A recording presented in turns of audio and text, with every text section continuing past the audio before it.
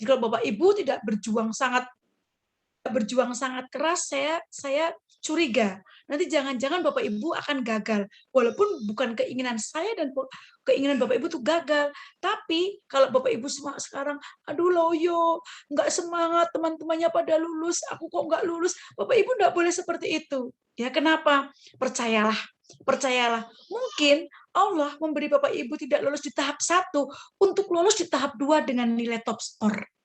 Jadi dibalik energinya, Bapak Ibu harus semangat. Saya yakin karena beberapa kali kemarin ada beberapa yang datang ke rumah saya, dia sedih, Bu Salama, aku tuh sedih, aku tuh malu, aku tuh mau sekolah aja. Tidak perlu Bapak Ibu, tidak perlu. Hapus itu. Walaupun sulit, emang sulit. Ngomong tuh sulit. Berbuat yang terjadi pada diri sendiri, kalau saya ngomong itu juga sulit. Tapi apa susahnya? Kita mencoba menjadi jiwa-jiwa yang strike, yang sangat, kalau jatuh, Anda berdiri. Jatuh, Anda berdiri lagi. Jatuh, berdiri lagi. Berkali-kali jatuh, berdiri. Dan Bapak Ibu jangan pernah merasa jatuh, minder, sedih, bingung. Ini akan mengurangi motivasi Bapak Ibu. Untuk apa? Untuk lolos P3K tahap 2. Ingat Bapak Ibu, kalau Bapak Ibu di tahap 2 tidak lolos, saingan semakin banyak. Karena apa? Dari luar kota itu bisa masuk, ya. Dan biasanya dari luar kota sudah berserdik, apalagi di sekolah-sekolah swasta. So Bapak Ibu, mari kita kumpulkan energi positif, kita kumpulkan semangat. Bapak Ibu tidak boleh jatuh yang kedua kali. Anda harus bangun dari tidur dan belajar bersama. Oke? Sekali lagi, tujuan pembelajaran hari ini atau tujuan webinar hari ini adalah, ya, betul kan? Kita nggak boleh jatuh sekali, bangun sekali, jatuh 2 kali, bangun 2 kali. Jangan biarkan kejatuhan kita membuat psikis kita terpuruk, karena setiap orang pasti akan mengalami kejatuhan. Pasti setiap orang akan mengalami kejatuhan, dan setiap orang akan mengalami kesuksesan. Sukses dan gagal itu ibaratnya 2 beriringan. Ketika kita sekarang sedang sukses, pasti suatu saat akan menemukan kegagalan. Kalau sekarang kita gagal dan kita memaknai kegagalan adalah kesuksesan yang tertunda, besok kita akan sukses. Mari kita merubah mindset. Bangun, berdiri, tegakkan kepala, Anda mampu, Anda bisa. Tunjukkan kepada kemarin yang pernah mencibir Anda. Saya yakin mesti banyak juga yang, nggak lulus gimana? Yang juli-juli, jangan dipikirin. Itu energi negatif. Anda harus berkumpul dengan orang yang memiliki energi positif. Agar apa? Anda pun bisa positive thinking. Oke, saya mulai. Are you ready? Ready, siap untuk selalu semangat. Nggak boleh dong dimentorin Bu Salama nggak semangat. Harus semangat. Kobarkan semangatmu. Ingat Bapak Ibu, berjuang untuk diri sendiri di masa depan, keluarga, orang-orang yang kita cintai melalui tes ASN P3K 2021. Cayo, kita lanjutkan. Ya, Bapak Ibu sekalian, mari kita berdoa dulu sebelum acara dimulai. Saya pandu berdoa dari sini. Biasanya Bu Rita, tapi saya akan membantu Bapak Ibu berdoa dari sini. Mari kita berdoa sesuai dengan agama dan kepercayaan masing-masing. Assalamualaikum warahmatullahi wabarakatuh. Bismillahirrahmanirrahim. Ya Allah, ya Tuhanku, malam ini kami berkumpul di kelas Zoom pada malam minggu, tepatnya hari Sabtu tanggal 6 November 2021. Keinginan kami masih sama, ya Allah, membucah sangat besar di hati kami, otak kami, pikiran kami. Ya Allah, mudahkanlah kami dalam memaknai sebuah konteks, konsep, dan semua hal yang berkaitan dengan soal. Tunjukkan kepada kami hal-hal yang mudah itu menjadi sebuah kemudahan, bukan kesulitan. Dan tunjukkan kepada kami soal-soal jawaban yang sulit menjadi kemudahan. Ya Allah, sejatinya hanya Engkau yang menunjukkan segala sesuatu hal yang buruk jadi baik, yang baik semakin baik. Untuk itu ya Allah, tuntunlah hati kami, otak kami, pikiran kami, agar memilih jawaban yang benar. Sekali lagi ya Allah, tuntunlah hati kami, otak kami, pikiran kami, agar memilih jawaban yang benar.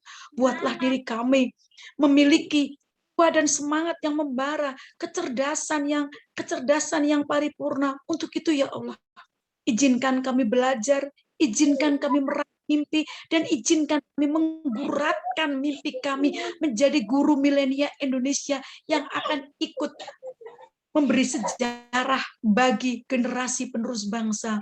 Untuk itu ya Allah, izinkan kami belajar. Jangan Engkau biarkan Engkau membuka aib kami. Tutupilah aib kami, yaitu dengan cara lolos ASN P3K 2001 tahap 2. Ya Allah, sekiranya Engkau mengizinkan kami belajar, sekiranya Engkau mengizinkan kami lolos, dan sekiranya Engkau mengizinkan kami mengenakan lencana kuning di dada kiri kami. Untuk itu ya Allah, mudahkanlah, lancarkanlah, dan sekali lagi, izinkan kami mengenakan lencana kuning di dada kiri kami di tahap 2 CP3K 2021. Amin ya robbal alam.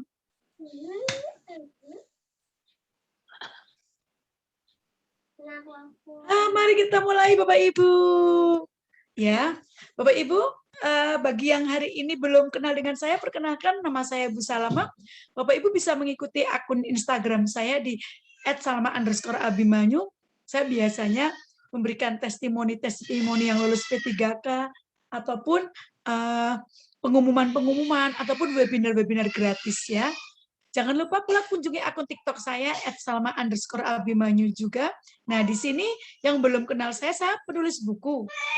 Buku saya kalau Bapak Ibu menemukan atau ke Gramedia namanya Salamah, itu saya. Ya, ada buku psikotes bestseller, CPNS bestseller. Ini tahun 2015, ini tahun 2015, ini tahun 2018, ini tahun 2019, ini tahun 2020. Dan yang terakhir kemarin belum kelihatan Bu Salama.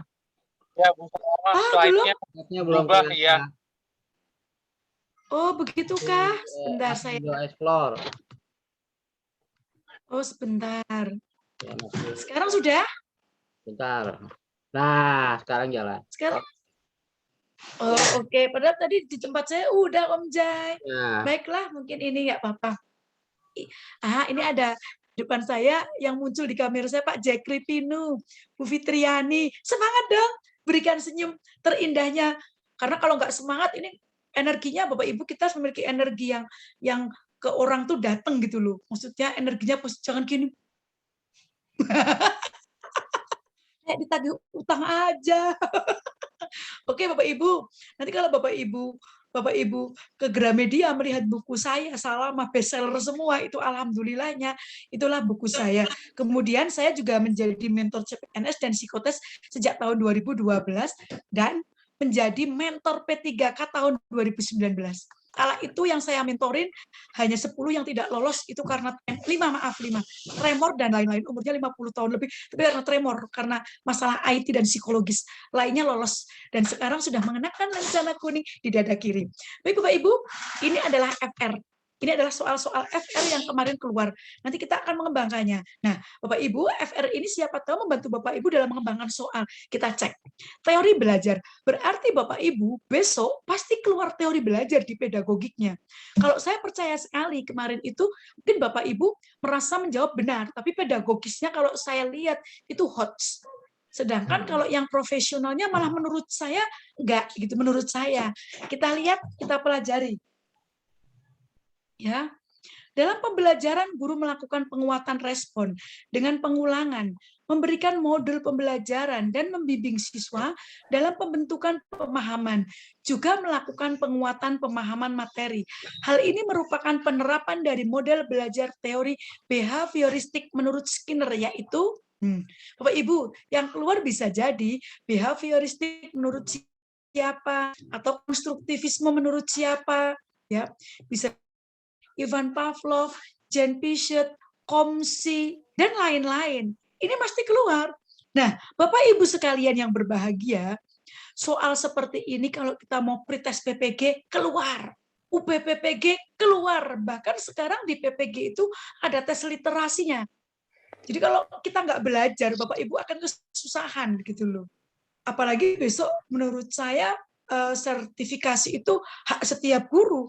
Tapi kalau Bapak Ibu tidak bisa menaklukkan soal-soalnya dari sekarang, tidak ditaklukkan, udahlah aku mau ini akan menjadi makin lama akan menjadi sebuah beban. Jadi pecahkan hari ini. Yang nggak bisa boleh tanya Bu Salama. Oke, isinya apa Bapak Ibu? Ini isinya adalah operan conditioning atau pembiasaan perilaku respon. Ya, ini di sini kan melakukan penguatan, pengulangan, modul, membimbing siswa dalam pembentukan pemahaman. Ini kalau Bapak Ibu tidak belajar secara konseptual, hanya ngapal ke, besok bisa jadi soal ini keluar. Bisa jadi misalkan di tempatnya Bu Fitriani, nanti yang keluar Skinner. Di tempatnya Bu Anggraini, yang keluar Ivan Pavlov. Mungkin di lainnya nanti keluar lagi Komsi Jen Piaget gitu.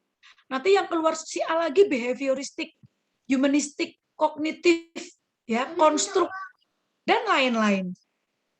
Ya, dan lain-lain. Ini kalau tidak dipahami secara dalam dan luas serta komprehensif, yang dipelajari behavioristik, yang keluar besok apa? Saya katakan Bapak Ibu harus belajar secara dalam, ya. Bu, tapi itu saya nggak bisa belajar kalau membaca. Kalau Bapak Ibu belajarnya tidak bisa dengan cara membaca, maka Bapak Ibu gaya belajarnya adalah auditory. Maka mendengarkan aja dari YouTube, kemudian mungkin dari apa ya, dari sumber informasi yang benar. Sumber yang benar akan mempengaruhi kevalitan hasil. Oke, kita lanjutkan ya. Baik, akan saya jelaskan tentang Skinner, teori Skinner. Akan saya jelaskan teori Skinner. Ini Skinner, ini bule ya Skinner. Teori Skinner. Aduh, ya. Di teori Skinner ini ada operan conditioning, proses penguatan. Nah, dalam teori belajarnya siapa? Skinner, bahwa proses penguatan itu melalui apa? Pengulangan. Ya, seperti dalam teori otak. Di dalam otak itu ada 3 sistem memori. Ada short memory, medium memory, long memory. Kalau teorinya Skinner ini saya masukkan ke dalam teori medis klinis, ini benar. Kalau saya masukkan dalam teori medis klinis itu berarti teori kedokteran. Bahwa memori seseorang itu ada short memory, medium memory, long memory. Untuk sebuah informasi yang lama tersimpan di otak, maka dia harus masuk ke long memory gitu loh. Contoh, kita ngajarin, misalkan ngajarin bilangan hafalan lah 1 kubik, 1 kubik, 1, 2 kubik, 8, 3 kubik, 2, 7. Ini kalau dalam otak, ya saya bagi 3 otaknya.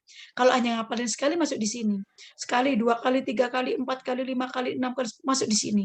Kalau berulang-ulang sampai konsep di sini. Nah, ketika masuk dalam long memory, maka penguatannya makin tinggi. Nah, dengan apa? Dengan cara pengulangan, diulang-ulang terus. Itu teorinya Skinner.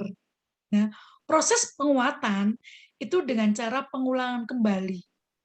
Cara mengajar guru searah dan dikontrol guru melalui pengulangan drill. Nah, jadi teori Skinner itu pakai drilling. Pakai drilling. Mungkin kalau kita mau ngajari ini ya, dokter kecil atau ngajarin IPA kan ada ngajarin konsep, kemudian anak suruh ngapalin, besok dijedai lagi. Jadi itu apa ya? Ditanyain ya, solar system is bla bla, besok diulang. Anak-anak lama-lama bisa. Anak bisa. Nah, itu seperti itu. Kemudian dengan sistem exercise itu gimana? Apa bedanya dengan drilling? Jadi gini, misalkan ada yang ngajarin dengan teori latihan terbimbing. Ada yang latihan. Kalau punya Skinner tuh latihan. Latihan tuh gimana? Misalkan gini, saya ngajarin konsep bilangan kubik. Ya, misalkan bilangan kubik. Anak-anak, saya gambar apa? Gambar kubus atau balok. Terus memasukkan ke sini balok kecil, balok kecil. Sudah. Kemudian setelah anak-anak itu paham, oh ternyata jumlahnya balok yang masuk dengan 1 cm persegi itu memenuhi satu bangun, itu namanya volume. Nanti anak akan bisa menentukan, oh ternyata volume itu di sini, ini kali yang ke sini gitu. Nah, dengan latihan, lalu anak diberi latihan. Anak-anak Bu Sulama memiliki sebuah balok. Ini hanya terisi 2 di sini. Nah, di sini. Berapa kira-kira tambahannya? Nah, tambahan supaya penuh, volumenya penuh. Ini latihan. Latihan sudah biasa guru lakukan. Biasanya konsep, kemudian latihan terbimbing, latihan. Nah, drilling itu tidak banyak guru lakukan ketika pelajaran. Yeah, Wow. like a big In a bar, not a bull. yeah. You thought it was funny, innit, Sarna? He said we're funny.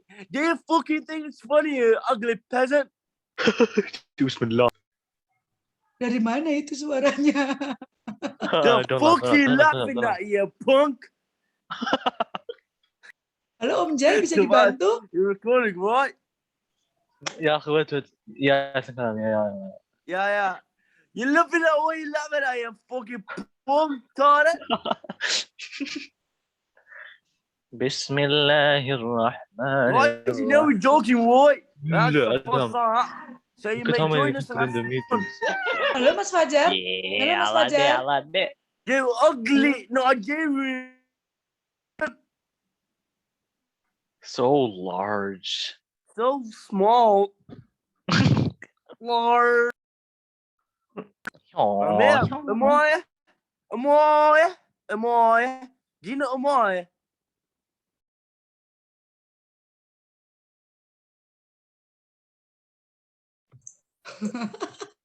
Udah, Itu Bu. suara apa tadi itu? Cara manika ela borar. Aduh. Apa? Aduh, ini suara noise sekali ya tadi. Aduh, sampai Bu Fitriani sama Bu Lerni sampai gini. Ya. Sama ini. Ini masuk lagi, ini noise lagi. Aduh. Ini. Ya. Halo Mas Fajar. Mas Fajar Can you dalam help perjalanan, me? Bu. Saya backup. Oh ya Om Jai. Oh ya, terima kasih Om Jai. Habis tadi ada suara orang padu dalam bahasa Inggris. Yes, you and me and you and me and you and me, you and. Ya, untung nggak, yes, I love you, you love me. I and you lap-lapan. Nah, gimana? Saya sampai, itu suara apa? Naughty. Ya begitulah. Oke. Saya bisa melanjutkan Bapak Ibu sekalian. Bu Lerni Silaban tertawa kepingkel-pingkel. Saya kalau ngomong pakai bahasa Inggris, yes, juice, yes. Oke, saya lanjutkan. Jadi sampai mana terus aku lupa. Ya, sampai Skinner. Kalau Skinner itu kata keyword-nya itu ya, ini pakai drilling. Jadi drilling, didrill. Biasanya kalau drilling, tapi ya ini kalau mau mungkin kalau lomba ya. Tapi kalau untuk soal-soal kalau mungkin di KTSP itu, di kurikulum KTSP banyak sekali kayak drilling. Misalkan matematika, itu latihannya itu setelah konsep ada sampai 50 atau berapa gitu. Kemudian exercise dengan latihan. Nah, manajemen kelas berupaya untuk memodifikasi perilaku, behavior modification. Ini seperti itu, punya Skinner. Keyword-nya melalui ini dan ini. Bapak Ibu nggak usah terlalu bingung ya. Bu, nanti aku dong diajarin misalkan apa ini teorinya apa saja. Kalau teorinya ada behavior, ada humanistik, ada konstruk, ada kognitif. Tokoh-tokohnya kalau kognitif misalkan Jean Piaget, Brunner. Kalau Jean Piaget apa yang sensori motor, prasensori motor seperti itu ya. Oke. Sekarang prinsip behavior. Prinsip belajar dari Skinner. 1. Hasil belajar harus segera diberitahukan kepada siswa. Jika salah dibetulkan, jika benar diberi penguatan. Jadi nggak boleh nanti-nanti. Punya Skinner. Ya, kalau salah langsung dibenarkan. Dia dibetulkan. Jika benar diberi penguatan, ya itu benar, seperti itu. Proses belajar harus mengikuti irama dari yang belajar. Jadi ini kayak fluensinya, kelancarannya itu, misalkan kok anaknya belum mampu, kita tunggu gitu ya. Terus kemudian materi pelajaran dengan sistem modul. Nah, dengan sistem modul.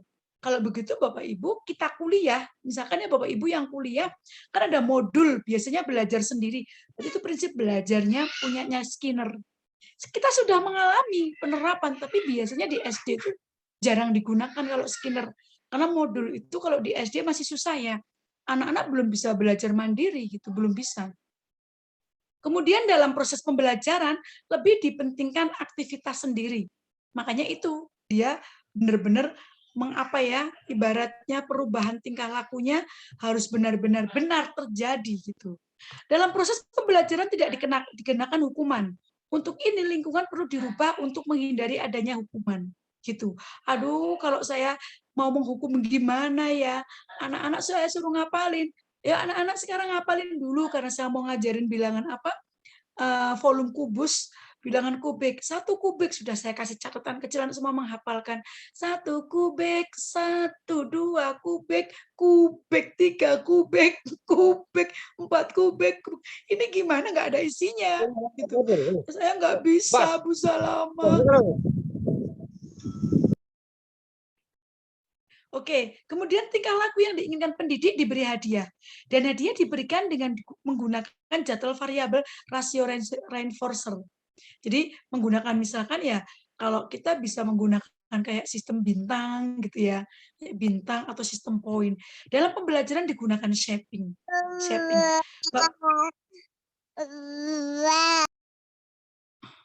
Kenapa dari tadi gangguan ada terus? Oke, saya lanjutkan Bapak Ibu. Bapak Ibu hanya memahamkan aja, punya Skinner tuh gini aja. Modelnya drilling. Drilling ya. Kemudian exercise atau latihan modul aja. Itu nanti dikembangkan sendiri karena kalau Bapak Ibu memahami dari A sampai Z punyanya Skinner itu pusing, jadinya malah kebalik-balik gitu loh. Ya, pakai keyword aja.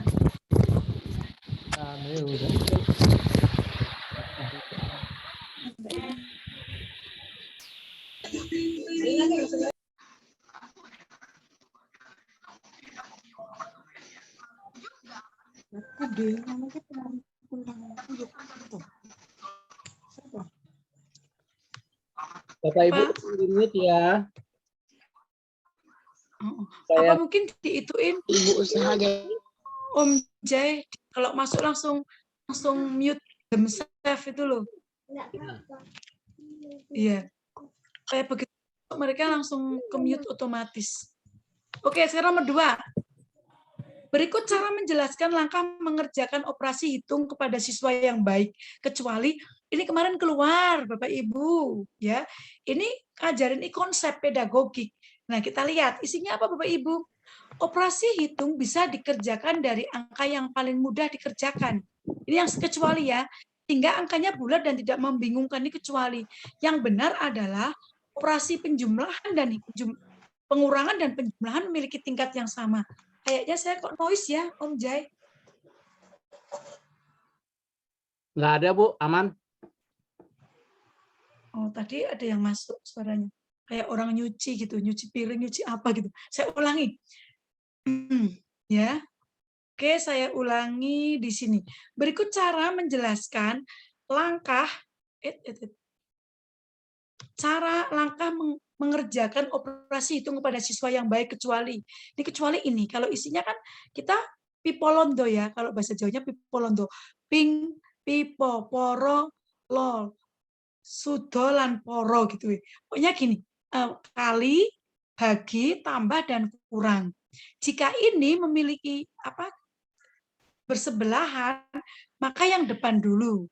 Kalau ini pasti diselesaikan yang terakhir kecuali dia ada kurungnya gitu loh.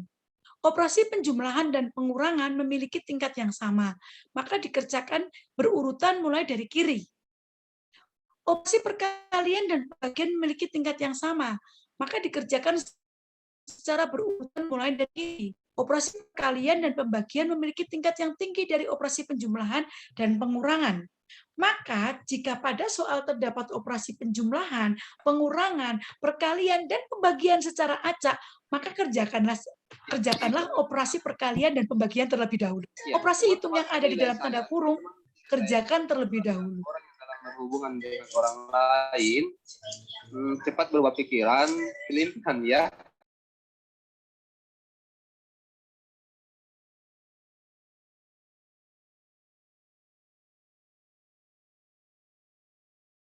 Silakan Bu Salama.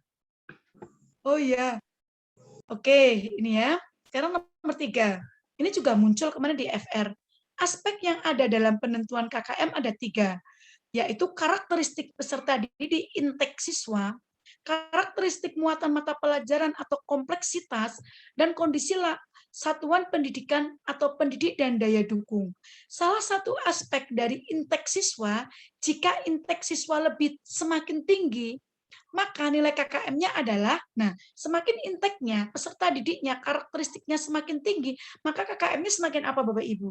Yuk, siapa yang bisa menjawab? Halo. Semakin tinggi. Ya benar, semakin tinggi. Karena peserta didiknya semakin tinggi intake-nya, maka KKM-nya semakin tinggi. Itu cara menentukan KKM berdasarkan intake, ya, intake siswa. Tapi ada juga menentukan KKM harusnya berdasarkan ini, ya intake-nya, ya ininya, ya ininya. Ya. Daya dukungnya, kompleksitas dan daya dukungnya. Kalau ini kayaknya ya.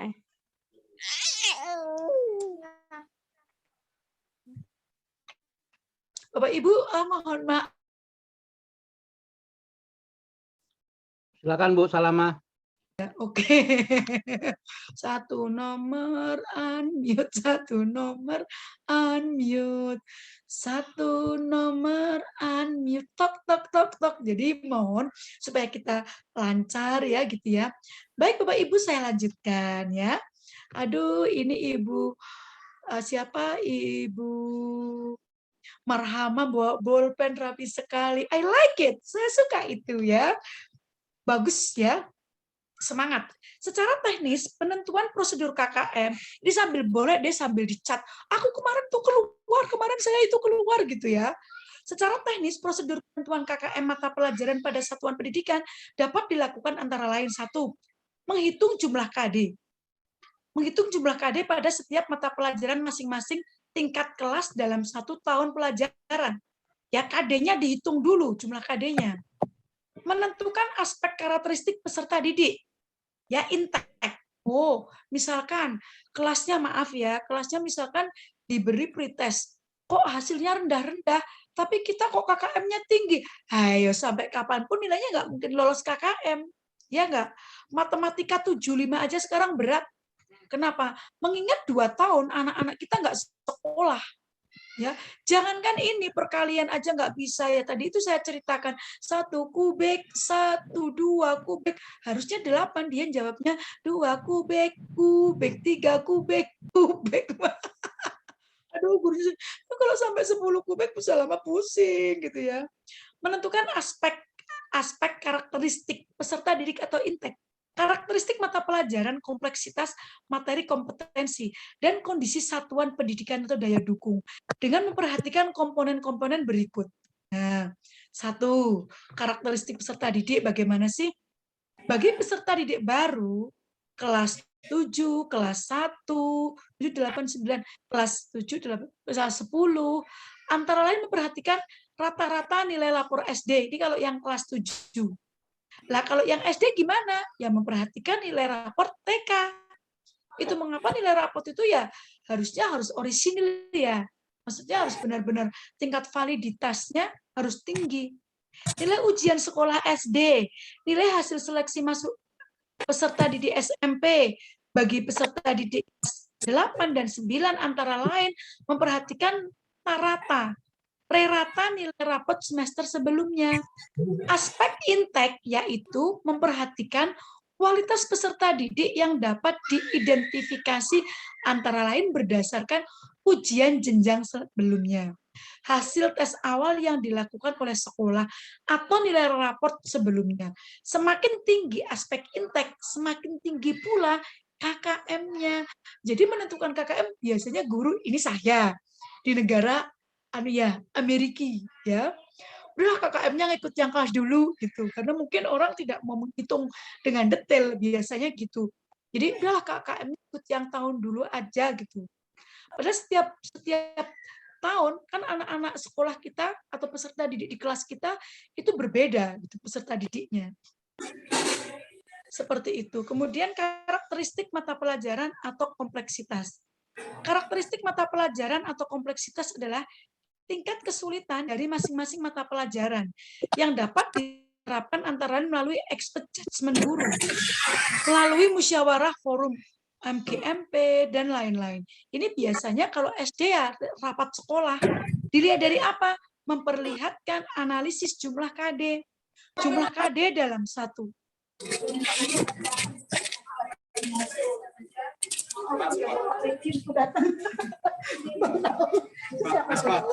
Jadi enggak? Jadi jangan kebiasaannya. Besok mendingan bilapong aja.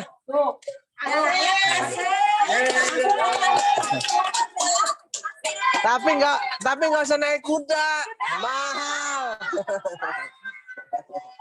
Ya naik kuda dong, masa dikuda-kudain mulu. Halo Om J. Ya, Bu. Mas Surya, ini suaranya noise terus gimana ya? Ya, Bosku ini habis tembus ya. Habis tembus. Gimana ini Om J? Ntar saya lagi coba ini. Sebab begitu masuk langsung di setting yang mute themselves, begitu masuk kan bisa kayaknya. Coba Mas Surya. Mas Surya dibantu bisa? Saya juga nggak ini. Coba sebentar ya Bu Salama ya. Soalnya kalau gini terus mengganggu ya. Iya, betul. Apalagi ini soalnya live YouTube. Lagi di jalan ini. Oh, oke. Nah, ini saya lanjutkan ya. Ini jadi host dulu Mas Surya, dijadiin host, kemudian di setting itu ada. Aku pernah diajarin sama Mas.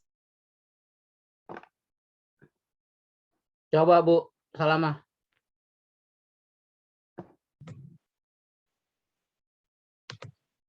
Sekarang bisa nggak? Ini udah di mute all.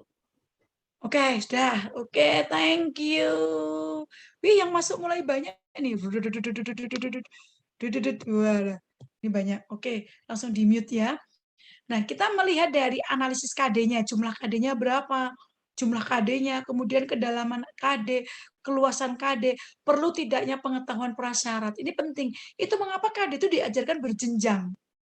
Artinya gini, kita nggak bisa mengajar tuh loncat-loncat KD, harus urut karena ada pengetahuan prasyarat untuk KD selanjutnya. Misalkan saya ambil contoh, misalkan kita mau mengajarkan volume, sebelumnya pasti akan diajari bilangan kayak bilangan pangkat, bilangan kubik dan lain-lain, atau akar pangkat 3. Itu adalah kemampuan prasyarat untuk KD selanjutnya gitu ya.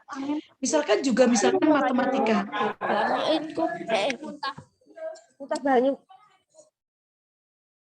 Oh iya.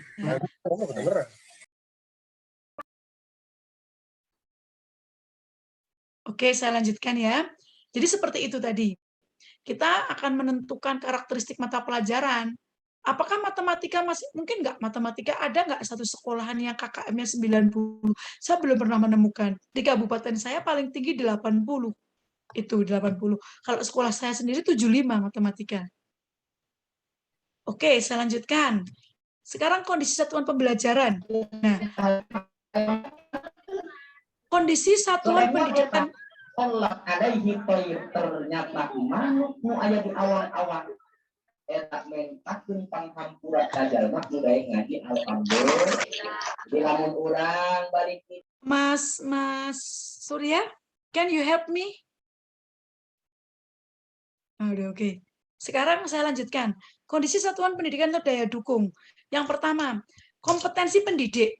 Ternyata dulu tahun 2015, 2012, 2003, berapa lagi saya lupa, 2012 lah. Ini guru semua itu ada tes UKG, uji kompetensi guru. Tesnya itu isinya kayak isi PPG, kayak SKB, CPNS, kayak P3, enggak kayak kalau P3K, pedagogiknya iya, tapi kalau profesionalnya lebih tinggi lagi dari ini. Lebih tinggi dari P3K. Ini menguji kemampuannya seperti apa guru itu gitu. Dalam dia memahami tentang kompetensi profesionalnya. Jangan sampai guru kelas 5 tidak memahami materi kelas 5 atau demikian sebaliknya. Guru kelas 4 tidak memahami materi kelas 4. Ini kompetensi profesionalnya. Bagaimana kita mengajar, itu profesional kita harus dilandasi oleh kompetensi pedagogik. Jadi pedagogik itu gini, bagaimana sih seorang guru mengajarkan materi gitu loh. Mengajarkan materi, bagaimana dia menggunakan model pembelajaran yang diimplementasikan di kelas dengan memperhatikan karakteristik siswa dan lain-lain. Kemudian jumlah peserta didik dalam satu kelas. Ini penting juga.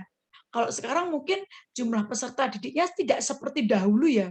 Kalau dulu itu satu kelas ada yang 40, 45. Kalau sekarang kan sudah 32 paling banyak. Secara sudah diatur oleh Dapodik.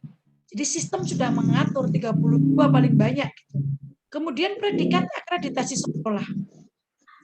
Dan kelayakan sarana dan prasarana sekolah. Ini adalah kondisi pendidikan atau daya dukungnya. Kita ulangi, dalam menentukan KKM, ada intake, ada kompleksitas, dan daya dukung. Oke. Aduh, Ibu Leli Murni enak sekali sambil tiduran. Aduh, aku jadi pingin tiduran di samping Ibu. Oke, kita lanjutkan. Sekarang ini adalah prinsip pembelajaran. Jadi Bapak Ibu, yang pertama tadi harus belajar teori belajar ya. Yang kedua tentang penentuan KKM. Yang ketiga prinsip pembelajaran. Yuk kita mulai. Pada saat pembelajaran bahasa Indonesia di kelas, peserta didik berdoa. Sebelum pelajaran, Pak Dodi mengamati kegiatan peserta didik. Saat pembelajaran berlangsung tentang materi puisi, peserta didik antusias dalam pembelajaran. Semua mengerjakan dengan sungguh-sungguh. Sebelum pelajaran selesai, Tina mempresentasikan hasil karya puisi ke depan. Tina membacakan puisi dengan penuh penghayatan dan percaya diri. Selama proses pembelajaran berlangsung, Pak Dodi menilai setiap peserta didik. Ya. Berdasarkan ilustrasi di atas, Pak Dodi sudah menerapkan prinsip pembelajaran. Nah, Bapak Ibu, di sini Bapak Ibu harus tahu prinsip-prinsip pembelajaran itu apa. Ini isinya menyeluruh dan berkesinambungan. Mengapa jawabannya menyeluruh dan berkesinambungan? Bapak Ibu harus tahu akuntabel itu apa, beracuan pada kriteria itu apa. Demikian juga prinsip-prinsip penilaian. Kalau ini prinsip pembelajaran, ya. Oke, saya lanjutkan. Prinsip pembelajaran yang pertama akuntabel. Akuntabel itu apa sih artinya? Berarti penilaian dapat dipertanggungjawabkan, baik dari segi teknik, prosedur maupun hasilnya. Jadi Bapak Ibu mengajar apa, KD-nya apa, tujuannya apa, indikatornya apa, langkah-langkah pembelajarannya apa, teknik penilaiannya apa, instrumen penilaiannya apa, secara teknik dan prosedur dapat dipertanggungjawabkan. Jangan hanya misalkan Bapak Ibu membuat soal gini. Misalkan katakanlah sekarang tentang hak dan kewajiban. Sebutkan hak sebagai warga negara Indonesia, sebutkan hak sebagai anak di rumah, sebutkan hak sebutkan hak peserta didik di sekolah. Itu soal-soal lot. Soal-soal lot. Harusnya dalam pembuatan ini pembelajarannya itu tadi nilai. Dalam prinsip pembelajaran kita juga harus menerapkan itu, menerapkan tekniknya bagaimana urutannya, apakah sudah sinkron, sudah linier antara KD, pemecahan KD, indikator tujuan, ya, dan lain-lainnya. Oleh karena itu, penilaian dilakukan dengan prinsip-prinsip keilmuan. Dalam penilaian, keputusannya diambil memiliki dasar yang objektif. Kemudian beracuan pada kriteria. Beracuan pada kriteria berarti penilaian mencakup semua aspek kompetensi dengan menggunakan teknik penilaian yang sesuai untuk memantau perkembangan peserta didik. Oleh karena itu, penilaian bukan semata-mata untuk menilai prestasi, tapi mencakup semua aspek. Aspeknya apa saja? Kognitif, psikomotorik, dan afektif. Atau dalam kurikulum 2013, religiusnya masuk, sosialnya masuk, pengetahuannya masuk, keterampilan masuk, KI 1, KI 2, KI 3, KI 4. Seperti itu. Kemudian menyeluruh dan berkesinambungan. Nah, artinya apa? Ini didasarkan pada prosedur dan kriteria yang jelas, tanpa dipengaruhi oleh subjektivitas penilai. Misalkan gini, murid saya kok misalkan, maaf, anaknya pejabat, saya akan memberi privilege pada dia. Ini tidak boleh. Asas objektivitas harus jelas. Menyeluruh dan berkesinambungan. Gitu ya. Oleh karena itu, dalam rangka meningkatkan objektivitas penilaian, pendidik menggunakan rubrik atau pedoman dalam memberikan penilaian terhadap apa jawaban peserta didik atas butir soal, uraian, dan tes praktik serta kinerja. Nanti dijelaskan, Bu Salama, apa sih tes praktik, apa sih tes kinerja, apa portofolio. Bukankah hal itu sudah melekat pada roh guru? Jadi Bapak Ibu kalau misalkan, Ibu Salama saya belum bisa, jangan katakan. Kenapa? Malu dong. Harus bisa. Tetapi kalau nanti, Bu boleh dijelaskan ini karena saya belum paham, boleh. Tapi Bapak Ibu boleh, saya belum tahu. Karena apa? Ini sudah diajarkan ketika Bapak Ibu dulu kuliah D2, S1, di awal-awal semester 1 sudah diajarkan. Ya, tapi kalau Bu maaf boleh dijelaskan karena saya lupa. Jadi kalau lupa dan tidak bisa serta tidak tahu, itu konteksnya berbeda. Ya. Oke, sekarang saya lanjutkan objektif. Berarti penilaian itu merupakan satu komponen kegiatan pembelajaran. Dalam hal ini, hasil penilaian benar-benar dijadikan dasar untuk memperbaiki proses pembelajaran yang diselenggarakan oleh peserta didik. Jika hasil penilaian menunjukkan banyak peserta didik yang gagal, sementara instrumen yang digunakan sudah memenuhi persyaratan secara kualitatif, berarti proses pembelajaran kurang baik. Ya, dalam hal demikian, pendidik harus memperbaiki rencana dan pelaksanaan pembelajaran. Jadi pembelajaran itu menurut saya, apalagi sekarang dengan adanya AKM ya, Assessment Kompetensi Minimum, ini benar-benar guru kelas 1, 2, 3, 4, 5 masing-masing saling bertanggung jawab terhadap tupoksinya masing-masing. Jangan hanya mengajar, hanya just mengajar, hanya transfer knowledge. Jangan. Karena kalau guru kelas 1 tidak matang, dibawa ke kelas 2 akan keteteran, di kelas 3, kelas 4, kelas 5, akhirnya guru kelas 5 yang pusing. Kenapa? Karena di kelas 5 sekarang ada ujian gitu. Jadi nanti ketika sebuah sekolahan nilai anaknya kok rendah AKM-nya, maka yang disalahkan bukan disalahkan ya, menjadi penilaian ya. Tidak hanya guru kelas 5, tapi keturun guru kelas 4, 3, 2, 1. Demikian juga kepala sekolahnya. Jadi pendidikan itu adalah kesinambungan. Mengajar itu kesinambungan. Maka masing-masing guru, mau guru kelas 1, 2, 3, 4, 5, 6, maupun guru SMP, dia harus benar-benar mengajar secara meaningful. Bukan lagi hanya mengajar pakai buku. Bahkan kalau mengajar, kalau perlu jangan pakai buku. Kita acuannya apa? KD. Kalau kita memang guru sudah ibaratnya sudah hafal ya, sudah memahami materi yang kita ampu, kita hanya pegang KD, kita bisa memaparkan dengan sendirinya gitu loh. Oke. Kemudian dalam hal demikian pendidik harus memiliki atau memperbaiki rencana dan pelaksanaan pembelajaran. Oke, nomor 5. Saudaraku selaku guru mengajak peserta didik merefleksikan cara belajarnya. Kegiatan ini termasuk jenis penilaian. Nah, ini kemarin ini keluar. Bapak Ibu, ini adalah assessment of learning. Assessment of learning. Yuk kita lihat, apa sih pengertian penilaian itu? Penilaian adalah proses pengumpulan dan pengolahan informasi untuk mengukur pencapaian hasil belajar peserta didik. Proses pengumpulan dan pengolahan apa? Informasi untuk mengukur pencapaian hasil peserta didik. Misalkan peserta didik matematika, konsep KDA. Katakanlah KD 3.1, nilainya 50. 3.2, nilainya 50. KD 3.3, nilai 50. Ini nilai ini ya, nilai murni. KD 3.4, dia konstan. Ini kan diolah. Oh, ternyata sebelum diolah dia 50.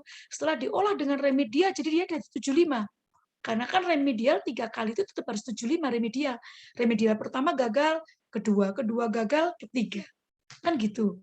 Pertama gagal, dia diturunkan grade-nya. Kalau gagal lagi, diturunkan grade-nya lagi. KKM-nya. Kalau pembelajaran itu apa? Proses interaksi. Proses interaksi, saya ulangi ya, penilaian itu proses pengumpulan dan pengolahan data atau informasi. Sedangkan kalau pembelajaran adalah proses interaksi yang direncanakan antara peserta didik dengan peserta didik lainnya, dengan pendidik dan sumber belajar, guru dengan murid, murid dengan murid, guru dengan sumber belajar, murid dengan sumber belajar. Itu pembelajaran. Ya. Kalau penilaian hasil belajar, proses pengumpulan informasi data tentang capaian pembelajaran peserta didik dalam aspek afektif, kognitif, psikomotorik yang dilakukan secara terencana dan sistematik urutan. Jadi tidak langsung tokok-tokok ini enggak, ini terencana.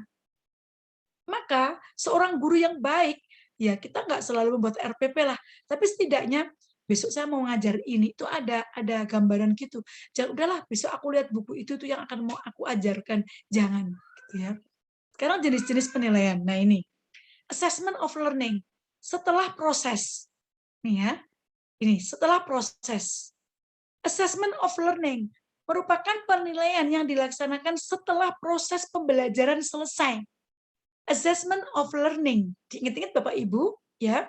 Ini kalau di soal CPNS, SKB CPNS keluar, UPPPG keluar, Pretest PPG keluar, kemarin P3K juga keluar. Cuma kalau di P3K tadi itu pendek seperti ini.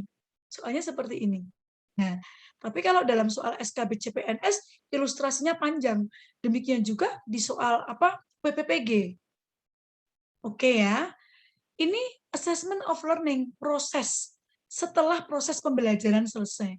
Proses pembelajaran selesai tidak selalu terjadi di akhir tahun atau di akhir peserta didik menyelesaikan pendidikan, tetapi bisa jadi setelah misalkan proses pembelajaran selesai.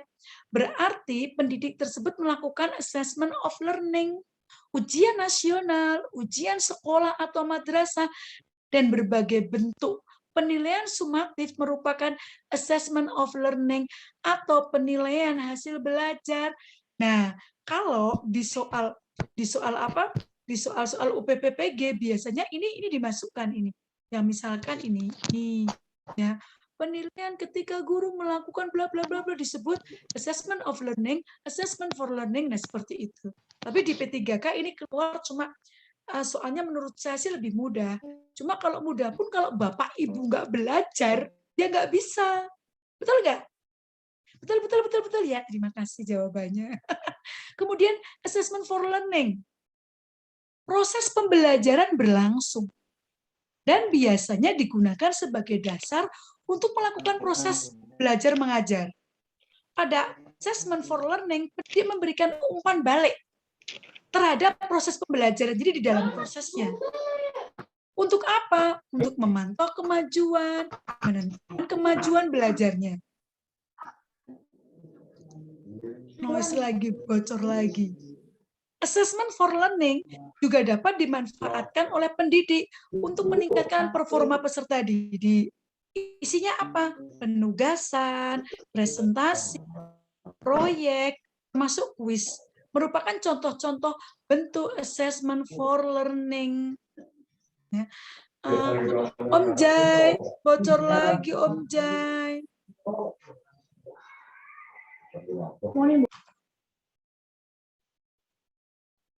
Oke, sudah enggak. Kalau bocor terus saya Bu, bicaranya kalau ngotot. ada keluar suara langsung di mute all aja, Bu. Ibu hostnya soalnya. Kecuali Ibu mindahin ke saya. Soalnya kok. Oh, gitu. Ya, Ibu pindahin soalnya ke saya pegang. Saya bisa mute all. Oh, mute all. Sebentar. Atau hostnya pindahkan ke saya, Bu. Biar saya bisa atur. Oh iya. Oh, tadi yang jadiin saya host? Mas Fajar. Mas Fajar. Jadi aku nggak bisa mindah. Ya, bisa pindahin ke saya, Bu. Tapi kalau misalnya saya nggak bisa mindahin. Mute all aja, Bu. Langsung di mute all. Gimana mute all-nya sebentar? Oh, di sini ya. Oke, di more ya. Ya, mute all. Ada tulisan mute all. Nggak ada di sini. Di tempat tidak ada. Coba di partisipan, Bu. Ya, di partisipan. Oh iya, di partisipan. Oh iya, benar. Partisipan. Ya. Benar partisipan, ya. kemudian Ibu ya, Bu Salamah. Om Jai sudah saya jadikan host ya. Oke, thank you. Host, make host. Oke, sudah. Ya, masih Bu. Ya. Ya, sekarang saya oke, siap. Oke ya. Oke, thank you. Saya lanjutkan. Semoga lebih kondusif. Saya ulangi ya. Bapak Ibu sekalian, ini assessment of learning, assessment for learning dipahami. Yang off itu setelah proses, contohnya penilaian hasil belajar, kayak ujian dan lain-lain. Kalau yang for learning itu penilaian untuk proses belajar, prosesnya, ya. Kemudian selanjutnya, yang as, for, tadi diingat-ingat yang pertama apa? Of, for, us. Nah, mempunyai fungsi yang mirip dengan assessment for learning, yaitu berfungsi sebagai tes formatif dan dilaksanakan selama proses pembelajaran berlangsung. Jadi ini selama proses pembelajaran berlangsung, tetapi menjadi tes formatif. Jadi setelah materi selesai, tetapi di dalam proses KBM saat itu. Perbedaannya, assessment as learning melibatkan peserta didik secara aktif dalam kegiatan penilaian tersebut. Peserta didik diberi apa? Pengalaman untuk belajar menjadi penilai bagi dirinya sendiri. Penilaian diri atau self-assessment dan penilaian antar teman merupakan contoh assessment as learning. Nah, di sini penilaian diri. Ya, di sini ya. Ini. Dalam assessment as learning, peserta didik juga dapat dilibatkan untuk apa?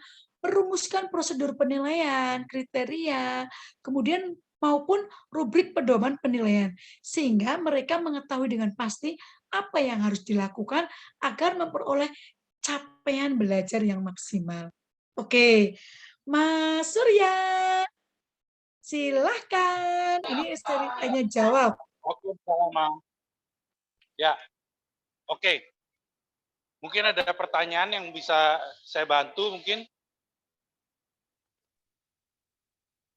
Ya, saya lanjut aja ya. Nah, ya silakan.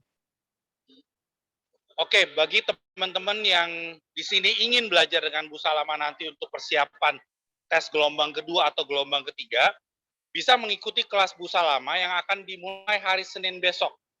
Kelasnya akan dimulai hari Senin besok, itu setiap Senin, Selasa, Kamis, dan Jumat, 4 kali pertemuan.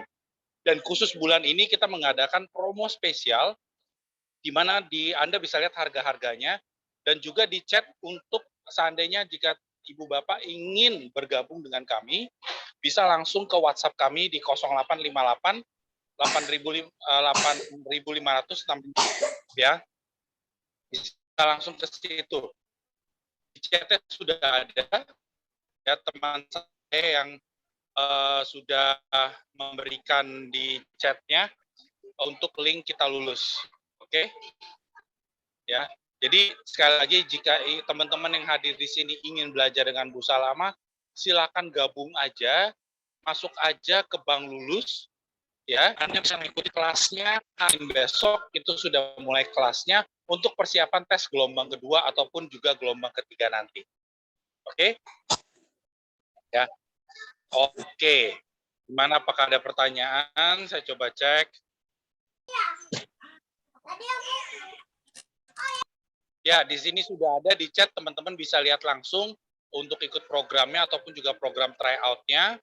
Ya, tinggal klik aja link WA tersebut untuk bisa supaya teman-teman langsung dibantu oleh rekan saya supaya teman-teman bisa bergabung. Ya, supaya teman-teman bisa bergabung dengan kelas Kita Lulus hari Senin. Oke? Ya, ada 4 kali dalam seminggu, betul. Hari Senin, Selasa, dan Kamis, Jumat. Jam 6:30 malam ya, Bu Salama ya?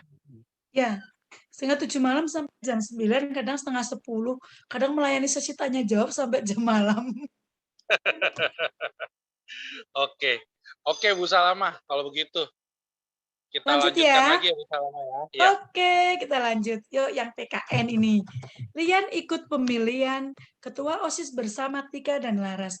Hasil pemilihan Ketua OSIS menempatkan Laras sebagai pemenang dan berselisih 5 suara saja dengan Rian. Rian, sekarang ini kita main mana ya, Bapak Ibu jawab ya. Ya. Rian tidak terima dengan hasil tersebut dan menuding pihak Laras telah melakukan kecurangan. Padahal kenyataannya pemilihan berjalan adil. Karena hanya berjalan adil. Hanya karena gengsi oleh seorang wanita yang membuatnya tidak menerima keputusan. Sikap Rian bertentangan dengan pengamalan Pancasila sila ke sila keempat, kita cek. Yeay, Bapak Ibu benar. Benar sekali, sila keempat. Ya. Oke, kita lanjutkan ya. Sila keempat isinya apa? Sila keempat itu maknanya apa? Isinya apa? Nah, inilah jabaran pada sila keempat.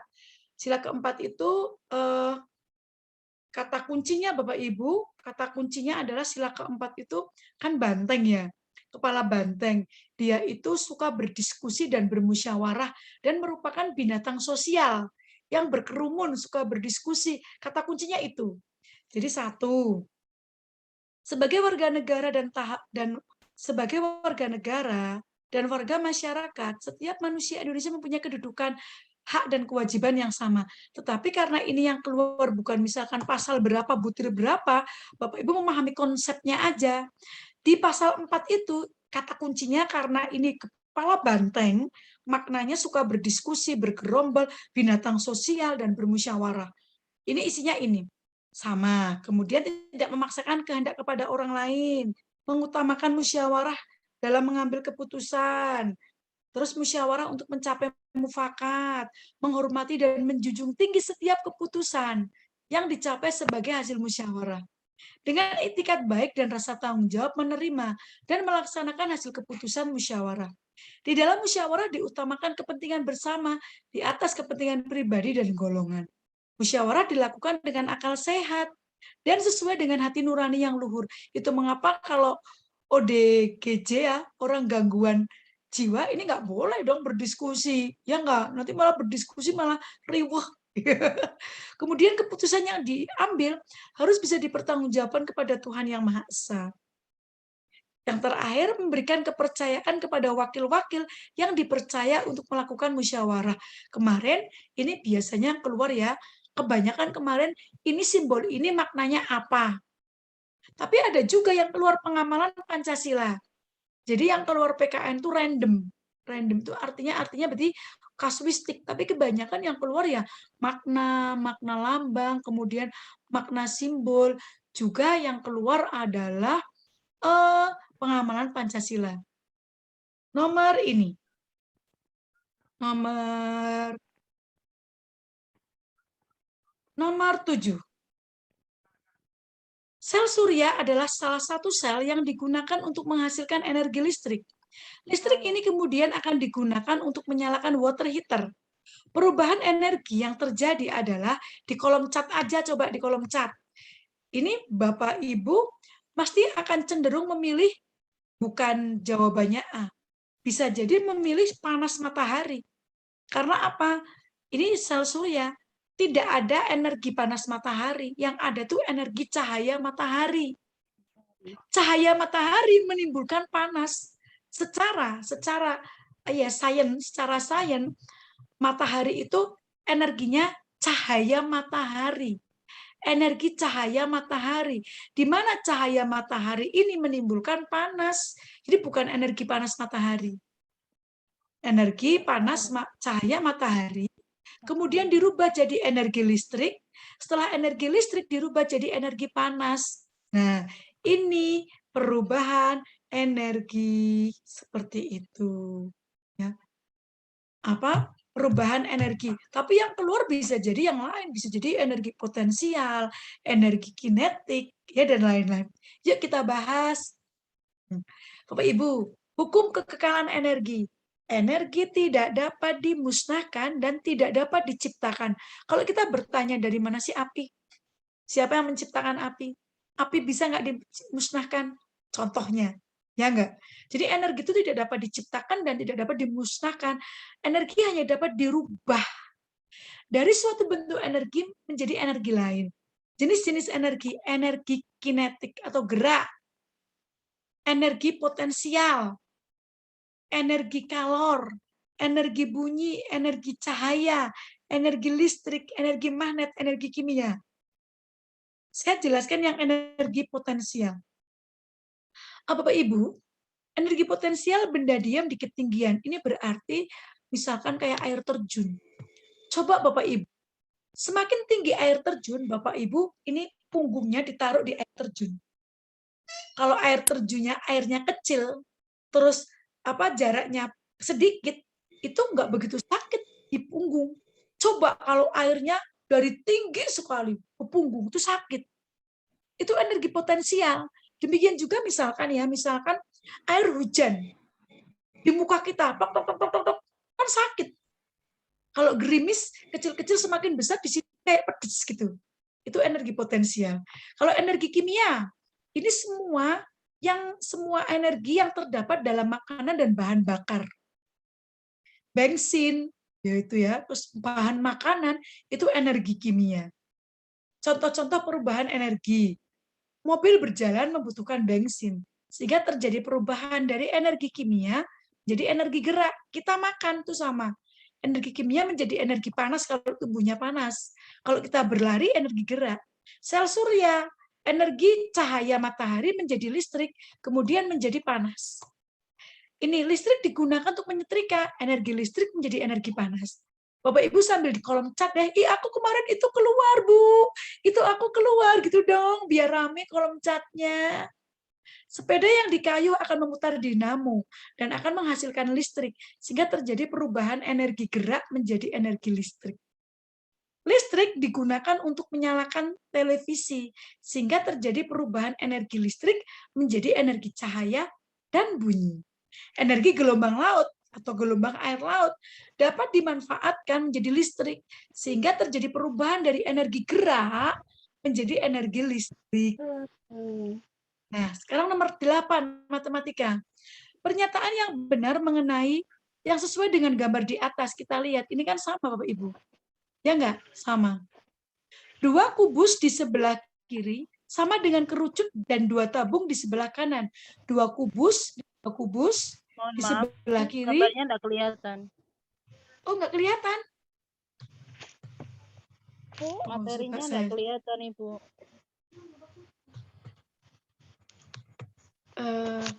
Saya bisa dijadiin host, Om Jan? Kelihatan kok, Bu. Saya close. Kelihatan jelas. Oh, udah saya matiin, tapi karena saya nggak jadi host, saya nggak bisa apa. Tapi ini saya di tempat saya udah saya close, sudah saya stop share. Saya dijadiin host dulu, nanti saya kembalikan ke Om Jai lagi. Oke, silakan Bu. Dijadiin host sudah? Ya. Udah, oke. Saya kembalikan lagi ke Om Jai. Udah Bu, langsung aja. Terima kasih. Oke. Sama-sama, Ibu. Nah, ya ini tadi isinya adalah apa Bapak Ibu? Ini 2 kubus sebelah kiri, 2 kubus sebelah kiri ini ya, sama dengan kerucut dan bola. Ini kan sama soalnya ini dan ini kan sama. Nah, ini Bapak Ibu soal kemarin keluar kayak gini, tapi menurut analisis banyak yang salah gitu. Mungkin ibu-ibu grogi ya, blank. Itu mengapa mental tuh penting. Mental itu penting. Bapak Ibu belum tentu sudah grogi. Ibaratnya tuh jatuh sebelum berdiri. Ya, kalah sebelum bertanding. Mental itu penting. Mental pemenang tuh ya terstruggle gitu loh. Ya. Oke. Kita lanjutkan. Nah, ini. Ini siapa yang kemarin keluar ya kayak gini, orientasi, komplikasi, evaluasi, koda paragraf. Pak deh, aku lihat di kolom chat siapa yang keluar soal orientasi dan lain-lain. Oh, belum. Siapa yang keluar ya? Ya, ini Bu Siti Ma'rifah. Siapa lagi yang keluar coba? Saya, Bu Nur Lailatul, oh banyak itu saya, Bu Retmi, not 9. Ya Bu Salama kemarin keluar saya, Bu saya berarti menurut saya mood all. Ya, mood all dulu. Menurut saya kalau memang besok itu soalnya tidak berubah, berarti bisa jadi polanya sama. Kalau toh polanya tidak sama, bisa kita pelajari, pasti keluar kayak gini. Artinya sebenarnya mudah, karena kita sudah mendapatkan FR. Jadi kita hanya sekarang mengembangkan. Tetapi Bapak Ibu, walaupun kita mendapatkan FR, kalau kita nggak bisa mengubahnya atau mengolahnya, ya kita nggak tahu. Bisa jadi ini kemarin diolah jadi FR. Bapak Ibu nggak keluar FR yang ini. Yang keluar bisa jadi orientasinya atau komplikasinya dan lain-lain. Nah, Bapak Ibu ini isinya apa? Ini isinya C. Pada paragraf 1 itu orientasi. Komplikasi pada paragraf 2. Ya, evaluasi pada paragraf 3 dan resolusi pada paragraf 4. Apa sih Bu Salama artinya orientasi, komplikasi, evaluasi, dan resolusi? Kita baca dulu. Suara-suara aneh. Binar menatap jalanan dari balik jendela ruangannya. Lalu lintas padat menjadi pemandangan rutin setiap sore. Jam pulang kantor membuat jalanan layaknya medan perang. Para pekerja seperti diburu-buru untuk segera sampai di rumah. Berbeda dari kebanyakan orang, Binar memilih pulang paling akhir. Dia tak ingin terjebak dalam kemacetan. Sore ini, cuma Binar yang masih betah berada di dalam kantor. Semua temannya memutuskan segera pulang jam 5 sore. Tak ada satu orang pun yang tersisa, bahkan cleaning service.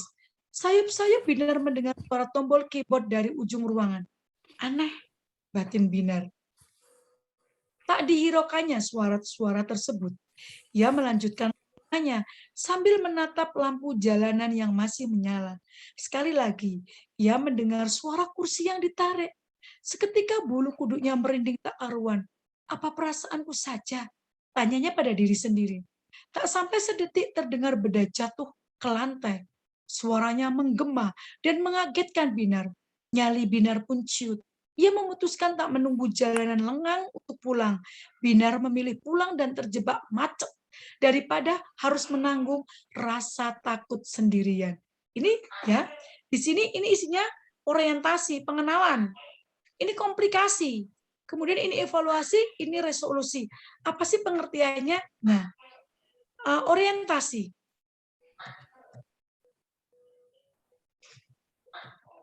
Kita lihat di sini orientasi, komplikasi, evaluasi, dan resolusi.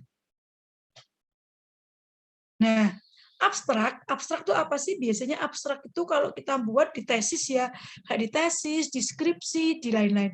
Merupakan struktur yang terdapat di awal cerita. Gambaran umum atau inti dari suatu cerita itu abstrak. Ya. Kemudian yang kedua, orientasi. Apa sih orientasi? Ini merupakan pengenalan. Pengenalan dalam suatu cerpen, kalau itu cerpen, kalau novel ya novel, itu orientasi. Biasanya identik dengan pengenalan yang berkaitan dengan hal-hal yang ada pada cerita itu. Mulai dari pengenalan tokoh, latar waktu, tempat, suasana yang digambarkan dalam cerita. Akan tetapi, saya garis bawahi, kebanyakan orientasi tidak hanya berfokus pada satu jenis latar saja, melainkan berbagai urutan kejadian terjadi pada situasi yang berbeda. Jadi orientasi itu sangat umum ya. Tapi intinya pengenalan. Bisa pengenalan karakter tokoh, bisa setting, bisa apapun itu. Kemudian komplikasi. Komplikasi itu bukan penyakit ya. Nanti Ibu Salama, aku kena penyakit komplikasi. Bukan itu. Komplikasi itu urutan kejadian yang berkaitan dengan hubungan sebab akibat. Nah, pada bagian komplikasi akan terlihat berbagai watak dan karakter.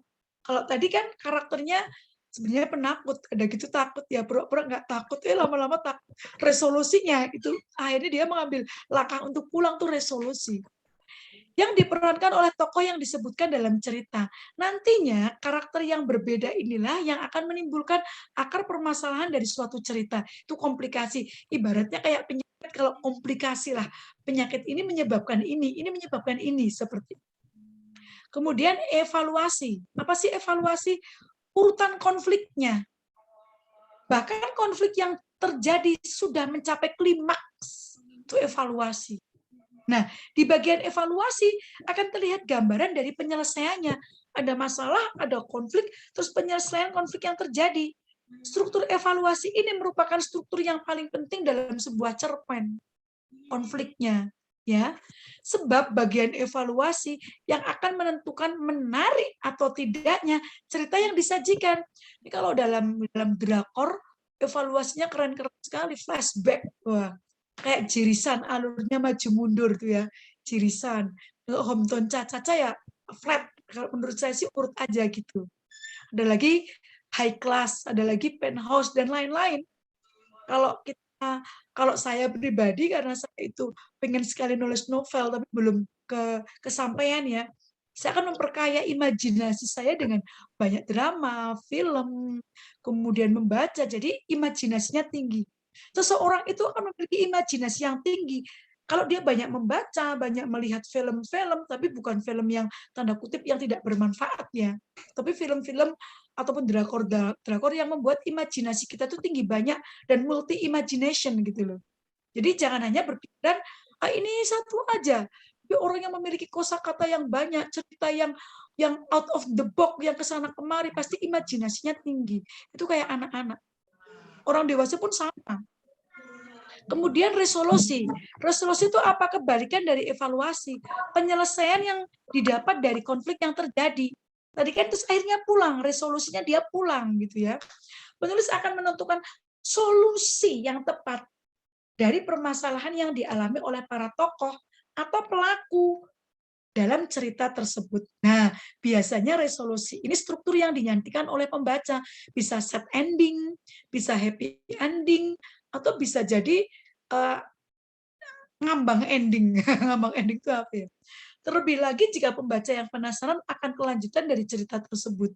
Kalau saya paling berkesan kalau cerita itu sad ending. Apalagi kalau second lead ya. Waduh, second lead itu aduh sakitnya di sini. Second lead jatuh cinta, berjuang sampai mati, cintanya nggak kunjung datang. Cintanya hanya untuk pemeran utama, drakor lagi. Korban drakor nih Bu Salama. Kalau koda itu apa? Struktur terakhir yang harus dipenuhi oleh sebuah cerpen. Pengertian koda adalah nilai. Nilai. Ya, siapa di sini yang baru tahu bahwa koda sebuah cerpen itu ternyata nilai atau pelajaran yang terkandung dari cerita yang disajikan. Kalau kita nggak belajar, kita nggak tahu koda itu apaan sih. Jangan-jangan salah ketik, jangan-jangan artinya nada atau noda. Ya nggak? Ini koda ada. Atau dengan kata lain, pada bagian koda ini dijelaskan pesan, hikmah, amanat, atau peringatan dari penulis yang bisa dipetik oleh pembaca. Nah, siapa di sini yang baru saja tahu atau paham atau ngerti koda? Oh, koda itu ternyata nilai atau pelajaran, ya, yang terdapat atau yang terkandung dalam cerita yang disajikan. Oke, IPS, ya. Perkemahan budaya serumpun pada tahun 2010 di Sambas adalah perkemahan budaya negara-negara ASEAN yang diprakarsai oleh 3 negara, yaitu Indonesia, Malaysia, Brunei Darussalam. Siapa yang kemarin ini keluar? Karena ini FR pasti ada yang keluar. Pasti ada yang tahu atau yang dapat soal ini. Indonesia, Malaysia, Brunei Darussalam. IPS kemarin ada lagi yang keluar, misalkan kayak materi lain apa ya, misalkan ASEAN gitu ya. Terus perang kayak yang Ambarawa, kemudian Medan Area yang ngurutin tanggalnya dan lain-lain. Oke, saya lanjutkan. Sekarang Festival Budaya ASEAN atau FBA.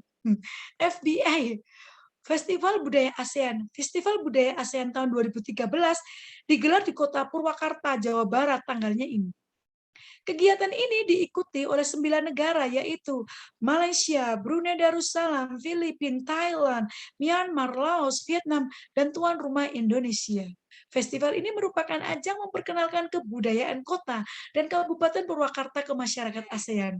Juga merupakan ajang mempertautkan dan memperkenalkan kebudayaan sesama negara ASEAN. Bagi Indonesia, kegiatan ini merupakan salah satu cara memperoleh devisa dari sektor pariwisata. ASEAN singkatannya apa dulu? Association Southeast ASEAN Nation.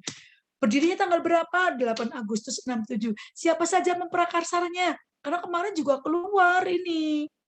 Ini materi kelas berapa, Bu Salma? Kelas 6. Tapi kalau Bu Salma yang keluar tuh semua kelas tinggi. Enggak, ada kelas rendah yang cara menulis itu loh. Yang menulis kalau huruf T, di mana D, M itu ada. Karena di FR ada.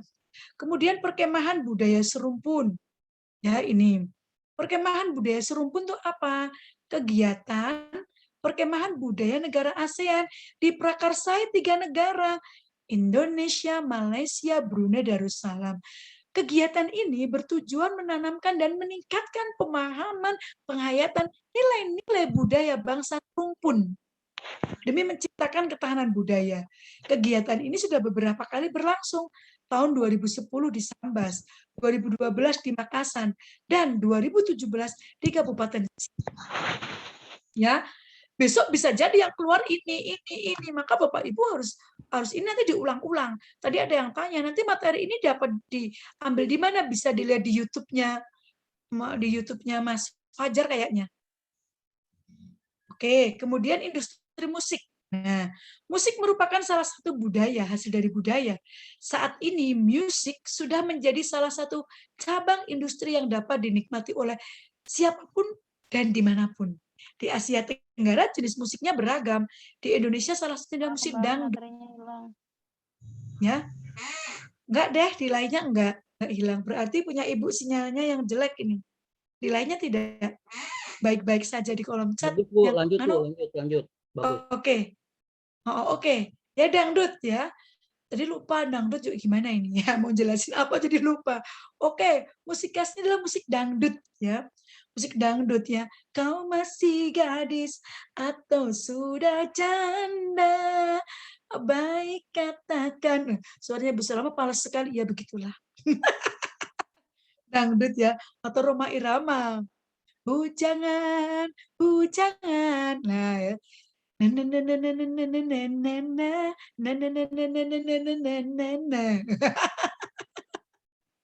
Ya, lagu dangdut. Terus kemudian perkembangan industri musik sangat maju. Konser, festival musik, dan berbagai event lainnya menunjukkan hal tersebut. Konser kemarin BTS ya. Ada lagi It's My Life Bon Jovi. Yes, Bu Salama suka Bon Jovi. Na na na na na na na na na teret. Bon Jovi. Kalau enggak Red Hot Chili Pepper. Waduh, 10 tuh murah. Gini-gini bisa mah rocker juga. Rocker di kamar mandi. Oke, ternyata sudah selesai. Silakan yang mau bertanya jawab. Silakan mau yang bertanya jawab siapa, tapi mungkin Mas Surya silakan diambil alih. Halo Mas Surya. Oke, Bu Salama. Ya, oke. Nah, saya rasa Ibu Bapak sudah mendengar semua ya penjelasan dari Bu Salama hari ini ya. Mungkin walaupun sedikit banyak gangguan sedikit ya Bu Salama ya. Iya tadi ini ya, tapi sih nggak ada ya saya ada yakin materi yang akan Bu Salama hari ini ya saya Bu Salama hari ini semoga bisa membantu ibu-ibu semua agar bisa lulus ujian untuk gelombang tahap kedua ataupun tahap ketiganya nanti. Dan sekali lagi bagi ibu bapak yang benar-benar ingin bertemu dengan Bu Salama lagi dan belajar lebih banyak lagi dengan Bu Salama, silahkan saja bergabung dengan kita. Kelasnya dimulai hari Senin, ya setiap Senin, Selasa, dan Kamis Jumat jam 6:30 malam. Ya, dan saat ini kita lagi sedang memberikan super promo, di mana seminggu 4 kali saja. Mas Surya di mute. Oh, ke mute ya. Oke. Ya, saya ulang lagi. Oke, udah. Ya, saya ulang lagi. Jadi kalau Bapak Ibu ingin bertemu dengan Bu Salama, silakan saja ke chat. Di situ teman saya sudah masukkan untuk linknya.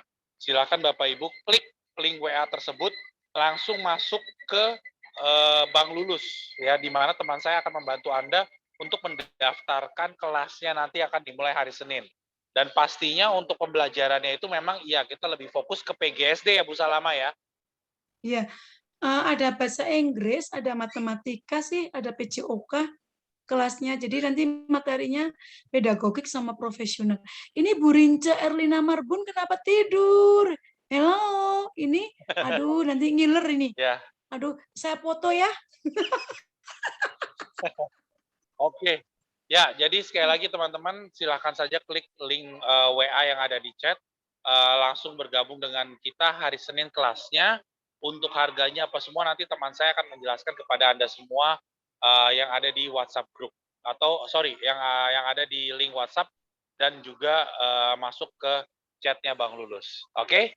Baik Bapak Ibu semuanya, tidak terasa waktunya sudah hampir jam 9 ya, dan kita juga sudah di penghujung acara. Saya dari tim Kita Lulus mengucapkan terima kasih banyak kepada Om J dan juga Mas Fajar yang sudah membantu kami bekerja sama dengan kami dengan luar biasanya.